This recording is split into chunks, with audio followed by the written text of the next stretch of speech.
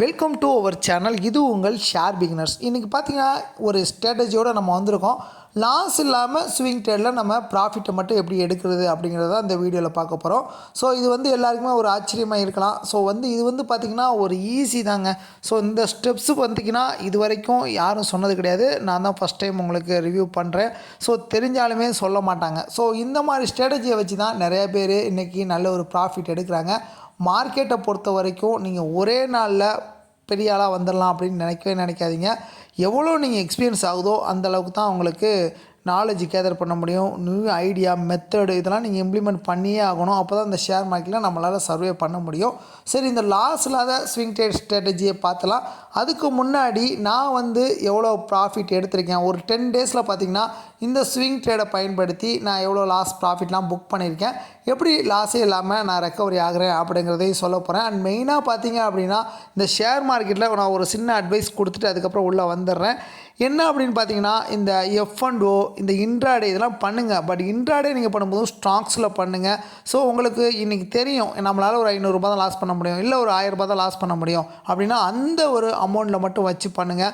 So ப்ராஃபிட்டும் 500 ரூபா, லாஸும் ஒரு 500 ரூபா அந்த மாதிரி வைங்க. இல்லை எனக்கு 1000 ரூபாய் எடுத்துக்க முடியும்னா 1000 ரூபா ப்ராஃபிட், 1000 ரூபா லாஸ் வைங்க. ஸோ அன்னைக்கு லாஸ் ஆகிடுச்சா அன்றைக்கே ரெக்கவரி ஆகணும் அப்படின்னு என்றைக்குமே நினைக்காதீங்க. ஸோ நெக்ஸ்ட்டு நம்ம நாளைக்கு இப்போ எடுத்துக்கலாம் அப்படின்னா அன்றைக்கி ட்ரேடை க்ளோஸ் பண்ணுங்கள். ஸோ இது பார்த்திங்கன்னா நீங்கள் பண்ணுங்கள். ஆனால் F&O என்னை பொறுத்த வரைக்கும் பண்ணாதீங்க. ஸோ அது என்ன தான் நம்ம எவ்வளோ தான் கரெக்டாக இருந்தாலும் மார்க்கெட் பார்த்திங்கன்னா ஒரு செகண்டில் நம்ம பணத்தெல்லாம் எடுத்துகிட்டு போயிடும். ஸோ ரொம்ப ஒரு ரிஸ்க் மேனேஜ்மெண்ட். ஸ்டாக் பார்த்திங்கன்னா அந்தளவுக்கு இருக்காது, நியூஸ் பேஸ்டாக இருக்கும். ஸோ நமக்கு ஈஸியாக தெரிஞ்சிடும். ஸோ அதுதான் நான் திரும்ப சொல்கிறேன். சரி வாங்க, இந்த ஸ்விங் ட்ரேட் ஸ்ட்ராட்டஜியை நான் உங்களுக்கு சொல்லித்தரேன். ரொம்ப யூஸ்ஃபுல்லாக இருக்கும். அதுக்கு முன்னாடி பார்த்திங்கன்னா நம்ம ஒரு 10 நாளாக எவ்வளோ ப்ராஃபிட் இதில் எடுத்திருக்கோம் அப்படிங்கிறத ஷோ பண்ணிவிட்டு அதுக்கப்புறம் நம்ம வீடியோக்குள்ளே போயிடலாம். அண்ட் மெயினாக பார்த்திங்கன்னா எல்லாருமே சொல்ல மாட்டாங்க. மோஸ்ட்லி பார்த்திங்கன்னா நிறையா யூடியூப் சேனலில் இதெல்லாம் சொல்ல மாட்டாங்க.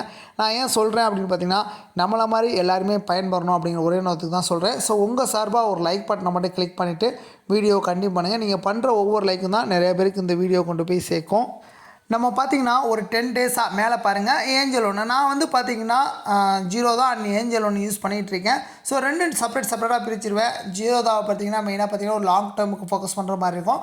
ஸோ அதோட ரிவ்யூ வேணும் அப்படின்னா நீங்கள் கமெண்ட் செக்ஷனில் கமெண்ட் பண்ணுங்கள். ஸோ அதோட ரிவ்யூ நான் போட்டுறேன்.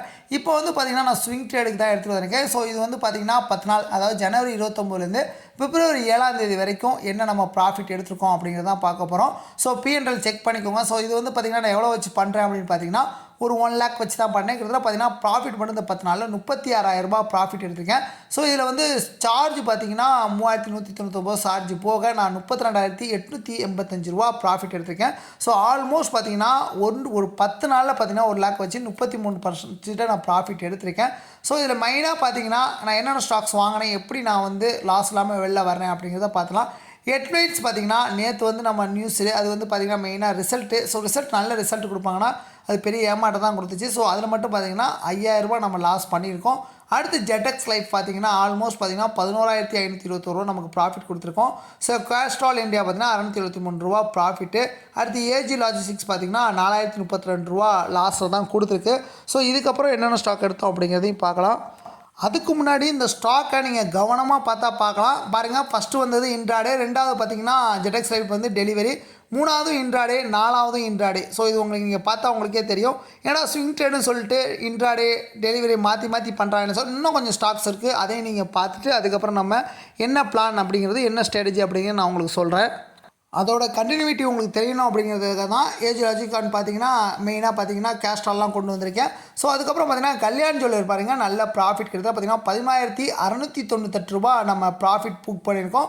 ஸோ இது பார்த்தீங்கன்னா இன்ட்ராடே. அண்ட் பார்த்தீங்கன்னா சோலா ஃபினான்ஸ் பார்த்தீங்கன்னா டெலிவரி. ஸோ இது பார்த்தீங்கன்னா 1,766 நம்ம ப்ராஃபிட் புக் பண்ணியிருக்கோம்.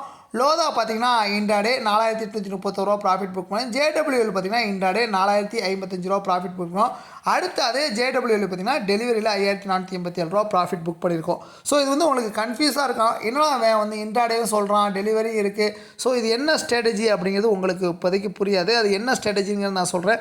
எல்லாருக்கும் தெரியுது தாங்க, பட் நம்ம ரொம்ப யோசிக்கிறது கிடையாது. என்னையை பொறுத்த வரைக்கும் இந்த 1 லட்ச ரூபாய் இருக்குது அப்படின்னா ஃபஸ்ட்டு இது பார்த்திங்கன்னா நான் ஒரு 20,000 ரூபாய்க்கு பங்குகளை வாங்குவேங்க. ஸோ இன்ட்ராடேக்கு வாங்குவேன். ஸோ இன்ட்ராடேயில் நல்ல ஒரு ப்ராஃபிட்டபுளாக மேலே போகுது அப்படின்னா நான் அன்றைக்கே க்ளோஸ் பண்ணிடுவேன். அண்ட் மெயினாக பார்த்திங்கன்னா பெரிய நெகட்டிவாக இருந்தாலும் நான் க்ளோஸ் பண்ணிவிட்டு அடுத்த ஸ்டாக்கை வாங்குறதுக்கு நான் போயிடுவேன். ஸோ இது பார்த்திங்கன்னா ஒரு லாங் டேர்முக்கு நம்ம நல்லா போகுது அப்படின்னா நான் அதை வந்து நான் லாங் டேர்முக்கு மாற்றிக்குவேன். அதாவது பார்த்திங்கன்னா டெலிவரிக்கு கன்வெர்ட் பண்ணிக்குவேன். அப்படி அது போகலை, இப்போது எக்ஸாம்பிள் பார்த்திங்கன்னா நான் வந்து ஒரு ப்ரெடிக்ட் பண்ணியிருக்கேன், எனக்கு ஒரு 2000 லாஸ் ஆகுது, ஒரு 4000 லாஸ் ஏற்றுக்கணும், இல்லை ஒரு 5000 லாஸ் ஏற்றுக்கணும் அப்படின்னு நான் ப்ரெடிக்ட் பண்ணி வச்சுருப்பேன்.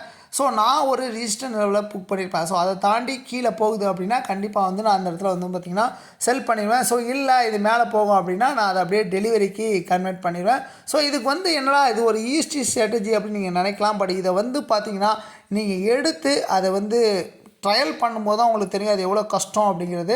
ஸோ எல்லாமே வெளியிலேருந்து பார்க்கும்போது ஈஸியாக இருக்கும். நம்ம எமோஷனை கண்ட்ரோல் பண்ணி அதுக்கப்புறம் பார்த்திங்கன்னா இதை வந்து இன்ட்ராடே லாஸை புக் பண்ணணும். அதுக்கடுத்து பார்த்திங்கன்னா அப்படியே லாஸ் இருந்தால் கூட டெலிவரி பண்ணி பாசிட்டிவாக போகணும். இல்லை நல்ல ஒரு ப்ராஃபிட்டாக இருந்தால் உடனே நம்ம எக்ஸிட் ஆகிட்டு வெளில வரணும். ஸோ இதுதான் இது ஒரு ஸ்ட்ராட்டஜி. சொல்லும்போது ரொம்ப ரொம்ப ஈஸியாக இருக்கும். பட் மார்க்கெட்டை பொறுத்த வரைக்கும் இதை ஃபாலோ பண்ணுறது அவ்வளோ கஷ்டமாக இருக்கும் அந்த டைம் போயிட்டுருக்கும்போது. ஸோ இது எக்ஸ்பீரியன்ஸ் பர்சனால் மட்டும்தாங்க முடியும். ஒரு 10 இயர்ஸ் 5 இயர்ஸ் ஸோ உங்களாலே முடியும்னா கண்டிப்பாக இந்த ஸ்ட்ராட்டஜியை நீங்கள் பயன்படுத்துங்க. அண்ட் மெயினாக பார்த்தீங்க அப்படின்னா இந்த ஸ்ட்ராட்டஜினால் நல்ல ஒரு பலன் இருக்குது. ஸோ அதனால தான் உங்களுக்கு நான் இதை வந்து சொல்லிகிட்ருக்கேன். நெக்ஸ்ட்டு பார்த்திங்கன்னா இந்த கேஎன்ஆர் கன்ஸ்ட்ரக்ஷன் பார்த்திங்கன்னா ₹284 நல்ல என்ட்ரி கிடச்சிருக்குங்க. ஸோ நல்ல ஒரு கோட்டான் கோட் ரிசல்ட் கொடுக்கக்கூடிய ஒரு பங்கு. அவங்க பார்த்திங்கன்னா Q3 பார்த்திங்கன்னா வியாழக்கிழமை இருக்குது. ஸோ அதை இம்பேக்ட் பண்ணி இந்த ஸ்டாக்கை பை பண்ணுறீங்க அப்படின்னா எனக்கு தெரிஞ்சு ஒரு 10 to 12% வரைக்கும் மேலே போகக்கூடிய ஒரு பங்கு.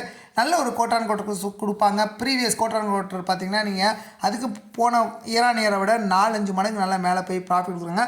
ஸோ இந்த ஸ்டாக்ஸ் பார்த்திங்கன்னா எகைன் நல்ல ஒரு ஹையாக ஒரு 4 நாளில் ஒரு 10% மேலே ப்ராஃபிட் எடுக்கக்கூடிய பங்களை பார்க்குறேன். நான் சொன்ன ஸ்ட்ராட்டஜியை நீங்கள் பயன்படுத்துங்க, கண்டிப்பாக உங்களுக்கு ப்ராஃபிட் இருக்கும். ஸோ இந்த மாதிரி ஸ்ட்ராட்டஜியில் யாரும் சொல்லி தர மாட்டாங்க.